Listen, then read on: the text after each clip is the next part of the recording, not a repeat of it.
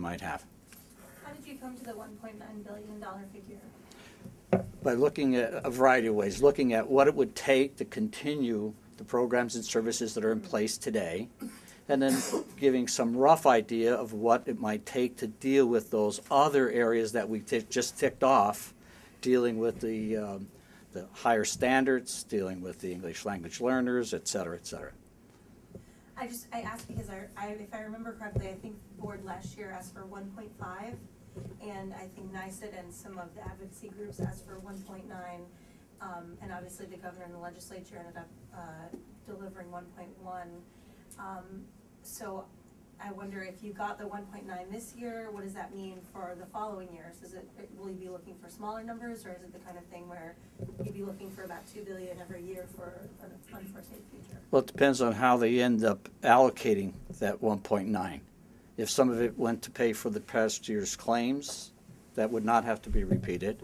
The more success we get with investing in our teachers, in the professional development and the curriculum development, once those investments are made, that would not necessarily continue.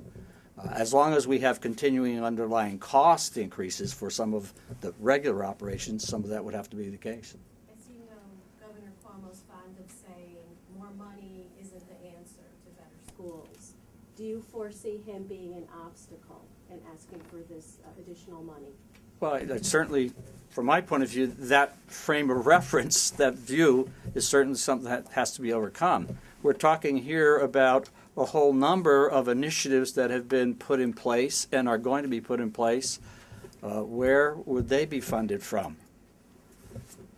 Can you put a number on the number of refugee students who entered New York State schools, say, in the last year, and how that's affected the finances? And I know it varies from district. Yeah, So I don't think anybody has that number. Around 5,000. How much? Around 5,000. Around 5,000. Jump up here, guys. No. Don't let me swim. Yeah, and obviously it's not 5,000 students spread equally all over the state. You know, as Jim mentioned, Brentwood got 200 of these students. I just want to follow up, you said that point of view has to be overcome. How do you folks propose to do that? And anybody else wants to step in, feel free. Anybody want to take that? I get an answer if they. That we have to deal with the state budget. We deal with both the governor. We deal with the legislature. And the fact that we're all together on that, I think, should help in that process. Do you have any feedback from the Senate on this? I mean, the Assembly is probably, I would suspect, is on board, but do you have a feel for how this might fly in the Senate? I do not. Not yet. You know, we have had some meetings with legislative and executive staff, and you know, they all have to evaluate the entire budget picture, just as a school board or superintendent or school business official has to do at the local level. I will say, you know, Jessica mentioned last year the legislature and governor agreed to a budget that increased school aid by $1.1 billion, but they also did $340 million for full-day pre-K, and that is also part of what we talk about in our proposal. Again, this current year, $340 million for full-day pre-K, only 40 outside of New York City.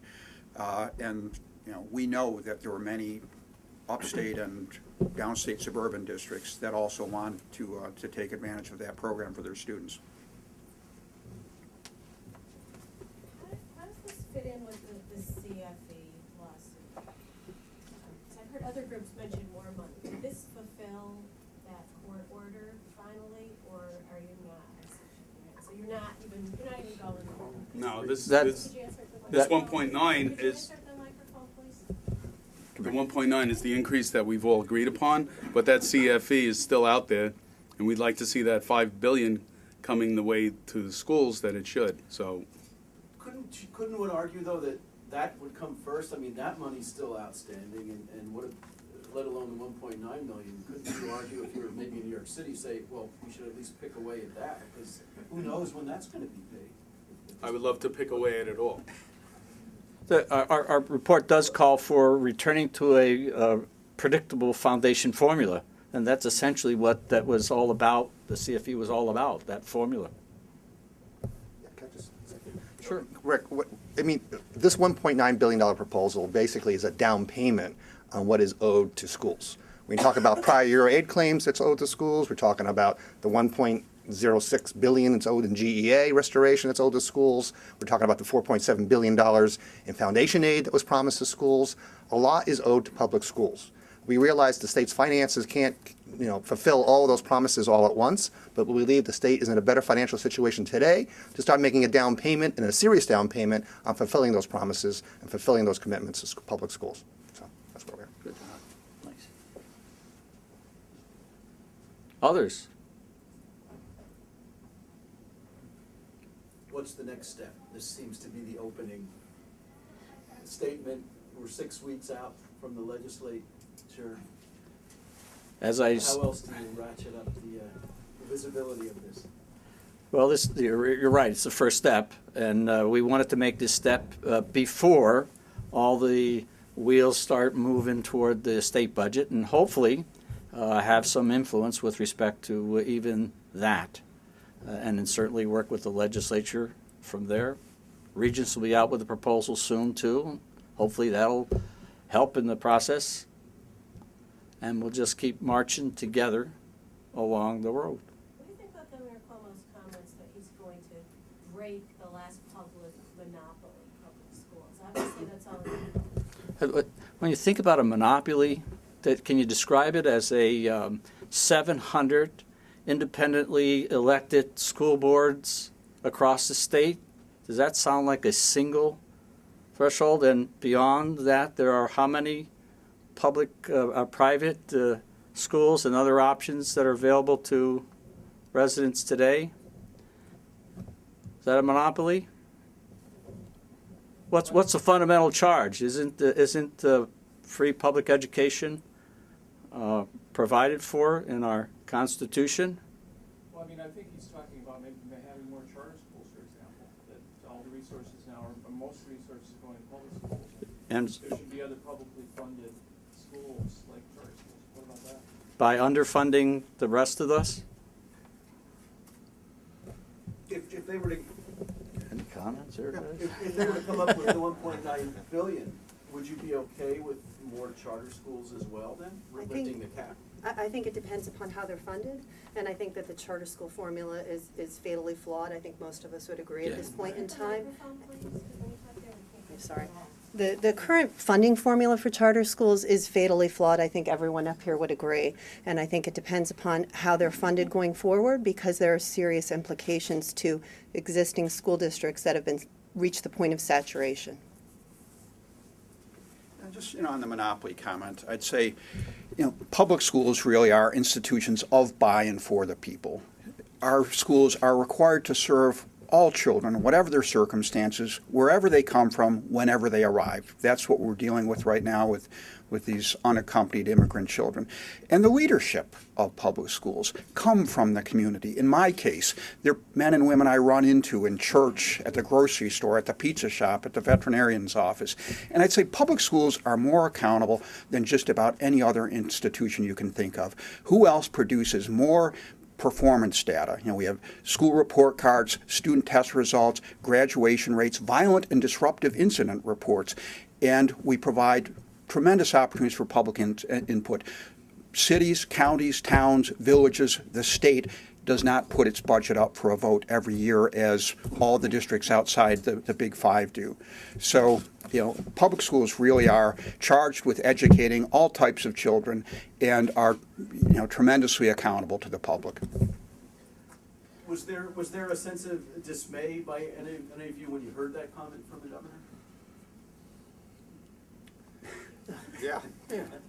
That's a concerted yes. Dismay at any type of comment that would be seen as negative. I spoke about the extraordinary success of so many schools in New York State. I think that would be something that I would speak on if I was a state leader, a state lawmaker. And when we talk about breaking things up, bad monopolies, I would think that things that we would go after are things like poverty, breaking up poverty around this state, breaking up drug rings and gang violence. These are the things that I would go after if I'm going to talk about breaking things up in this state. But Andy, if I could just, don't want to sound like a devil's advocate here, but I think what Cuomo's Go right talking ahead. about is in places like Rochester or Buffalo, where the schools are performing poorly and the graduation rate is not very good, that I think he's saying that that kind of monopoly should be broken up, not necessarily in the districts that are doing really well. Well, I think what we have to do is invest more in those schools to make sure that they have the resources that they need. We've heard so much about things like social workers being put into schools where there's many social ills. And with budget cuts that a city like Buffalo has seen, and Rochester, they don't have those resources. That's where I would put the money. Our members are not sure exactly why charter schools are seen as some sort of panacea by the governor in this regard. In terms of the last edition of the Common Core aligned 3 to 8 assessments, public schools outperformed charter schools in English language arts. And the reverse was slightly true in terms of mathematics. Charter schools somewhat outperformed normal public schools in terms of mathematics.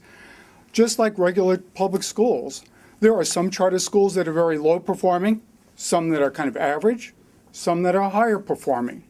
And what we're saying is, and picking up on Jennifer's point, provide equitable support to public schools so that they have an equitable opportunity to demonstrate what they and the public school students can do before you start thinking about alternatives like charter schools.